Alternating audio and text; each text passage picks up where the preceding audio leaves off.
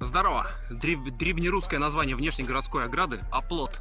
А сегодня мы отмечаем Всемирный день шпрот. На самом-то деле шпроты понятие условное.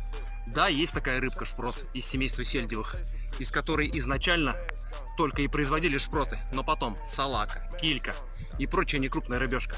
По идее, для шпрот применяется качественное оливковое масло, но по факту имеет место и подделка из более дешевых растительных. Цвет идеальных шпрот светло- или темно-золотистый.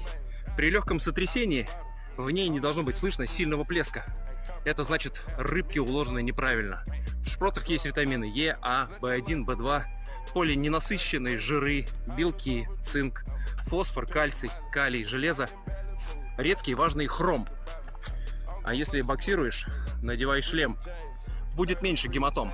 Спасибо! Связь.